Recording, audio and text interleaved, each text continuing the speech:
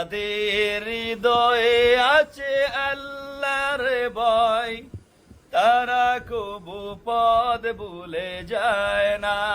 বলেন, যাদের কপালে আমি টিভি দিয়ে যাই।